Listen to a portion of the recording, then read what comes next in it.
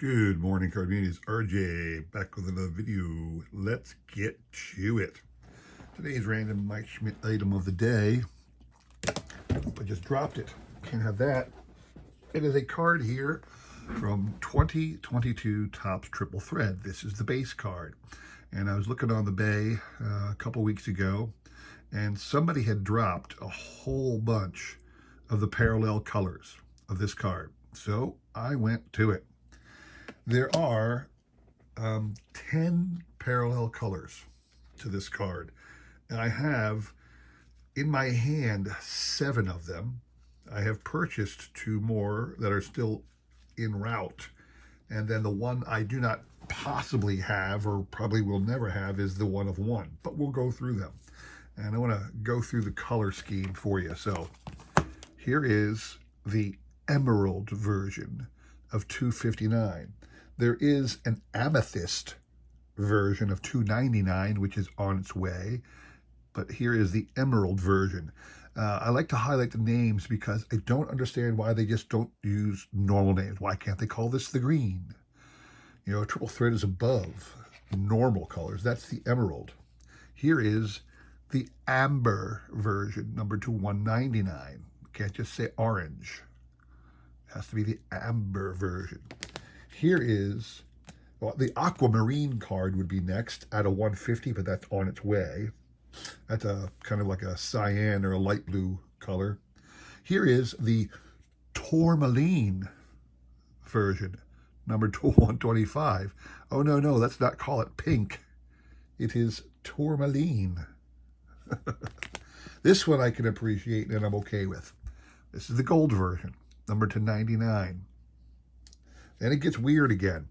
This isn't the yellow version. Oh, no, it's the citrine version, number 275.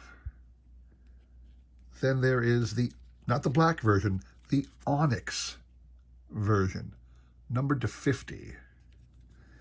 And then there is the sapphire version, not the blue, the sapphire, number 225.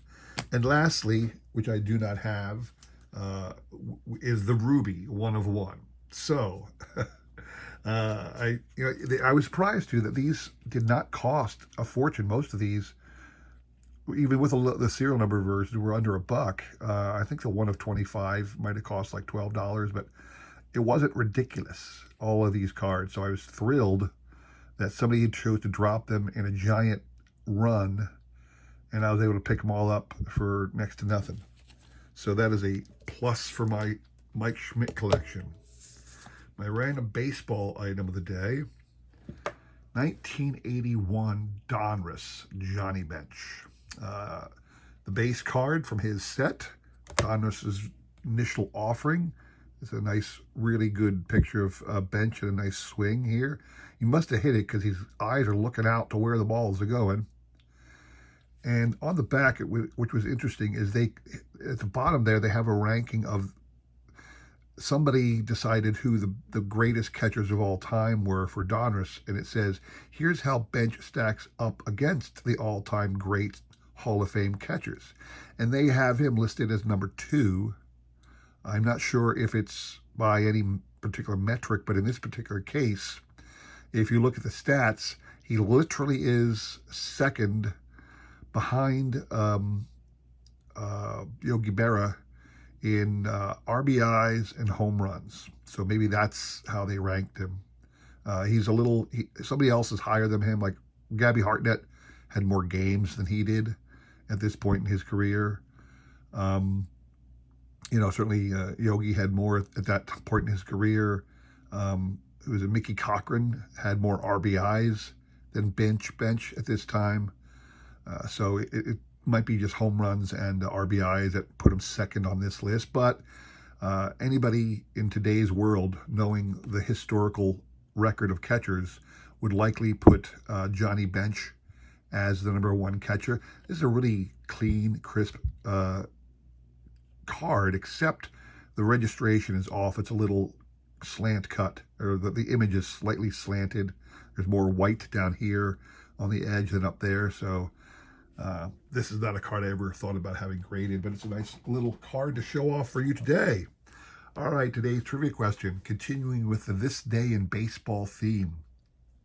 This one is going to take some time for you. Actually, it probably won't once I tell you the question, but in 1884, an individual was playing in the American Association, which at that time was recognized as a major league, the American Association. And it was called the Beer and Whiskey League because they only charged a quarter for games rather than the standard 50 cents of the National League. And they allowed the sale of beers at their stadium, whereas the National League did not, mostly because a good third, if not half, of the owners of the American Association teams were brewers. So they certainly were willing to sell beer at their own stadium. So anyway, for the in 1884 in the American Association for the Toledo Mud Hens, an individual began playing who was the first open African American player, openly African American ball player.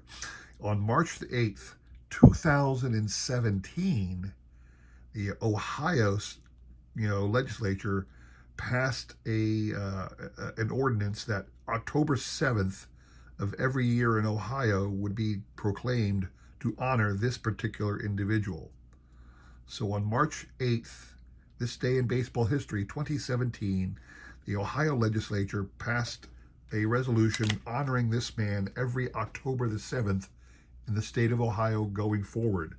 Name this player who was in 1884 the first ever openly African-American player to play in a major league.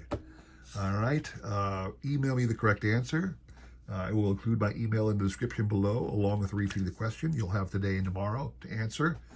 And the prize will be this awesome 1984 Topps Tony Gwynn card. Second year Tony Gwynn. It's a little warped, but a little bit of time in a top loader will solve that for you.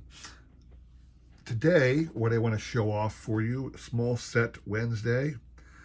Found some cards the other day that intrigued me and had to go out and buy the set. This is the set 1992 Donruss McDonald's MVP set. In fact, this was a Canadian offering, only available in Canadian McDonald's. There was a list of 26 players, along with a special gold series of 6 players who were on the Blue Jays, naturally.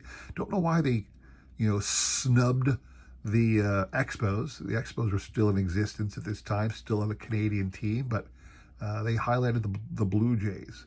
And the Blue Jays had not yet won the World Series, unless this did come out late in the season. I don't know when this came out. Maybe it did come out late in the season, and that's why they chose to highlight the Blue Jays. Or maybe the Blue Jays had made it into the postseason by the time they made this set. Either way, it doesn't highlight with a gold series any of the Expos that may have made this set, but that's your checklist.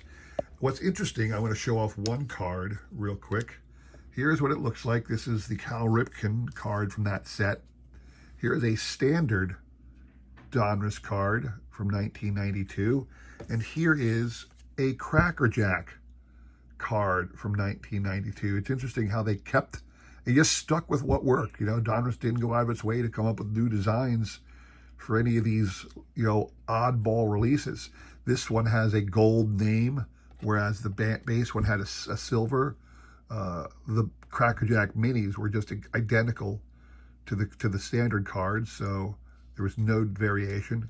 The back of the Cracker Jack looked a lot different than the back of the regular card, but the back of the regular cards for the standard looked exactly like the back of the regular card, although this one here, because it's a rated rookie, didn't have the photo. But a standard card from 92 had the number up there, the face, everything like that. So I'm going to show off the full set of 26 cards plus the gold set, because again, I came across this in my travels that, hey, there's this odd set there. And whenever there's an odd set, the first thing I do, an odd set I didn't know, the first thing I do is go on the bay and find it. and see if it's for an inexpensive price, and then I'll snag it. Because again, I'm all about my sets. So here we go. The 26 cards that made it. And again, the main difference is the Donruss, the MVP logo up here rather than the Donruss logo, McDonald's MVP, and then a gold name rather than a silver name. That's the differentiation for these cards. Plus they're numbered 1 or whatever through 26. Are these numbered? Are these? Oh, they are backwards. I don't know why I have them backwards. They're numerically backwards. I never do that with my cards. I always want numerically front to back. Anyway, Ozzie Smith, Howard Johnson, nice young Jeff Bagwell. This would have been Bagwell's second-year card. Dave Justice as well, a second-year card from Dave Justice. Nice Ken Griffey Jr., Kirby Puckett, Cecil Fielder, who was coming off a 51 home run season in 1991. Mark Langston, still pitching. Will Clark, who was Will the Thrill at that time still. Andy Van Slyke. Pirates had a great year in the early 90s, late 80s, and there's Andy Van Slyke. Dennis Martinez coming off a perfect game from the Expos. You thought maybe being he just threw a perfect game for the Expos, you'd figure maybe they'd do a gold card of him, but no, they snubbed Dennis Martinez for the Blue Jays. Barry Larkin, who was a star at the time. Jimmy Key, Blue Jays pitcher. Jose Canseco, obviously a star at that time. Robin Yount. Sandy Alomar Jr., who was still highly touted at that time. Injuries really derailed his career. He was a very, very highly thought up prospect. In fact, in Sandy's early days, he was the star above his brother Roberto, even though Roberto is now in the Hall of Fame. Clemens. Fred McGriff at one time was a Blue Jay. In fact, his rookie card shows him the Blue Jays. Lenny Dykstra, Phillies were getting good. Would be awesome the next year, obviously. Darryl Strawberry on the Dodgers at this time. Ryan Sandberg. The immortal Nolan Ryan. Roberto Kelly, who was, I guess, the closest the Yankees had to a star at that time. George Brett. Frank Thomas. And Cal Ripken. And then again, I said they had this 6-card subset, what they call the gold, Blue Jays gold set, which looks, they at least went and tried to do a different format for this one. This one, at least, they tried to shake up the design of it. They got the same MVP logo, but it's a gold foil version. Got the gold foil rim around the thing. And it's just 6 of the Blue Jay stars of the time. Roberto Alomar, Joe Carter, Kelly Gruber, Jack Morris, Tom Henke, and Devon White. Obviously, these guys would go on to win the World Series in '92, beating the Braves, and then they go on again to the World Series the next year and beat my Phillies. Boo. But again, it's just a little set of cards that I had not known of. Came across one day and ran to the bay as fast as I could to find out about the set. How much was it? It was easily acquired, and this one was, so I snagged it. So there you have it, just a simple, quick little video for today, the small set Wednesday. Hope you enjoyed that. Don't forget the trivia question. I'm actually going to do you a favor. I'm going to throw in this Cal Ripken card from the McDonald's set along with the Tony Gwynn card. So you got 2 great Hall of Fame cards there, highlighting the, 2 of the greatest stars of the game. Don't forget the trivia question. Again, it'll be a repeat in my description below along with the email, so check it out.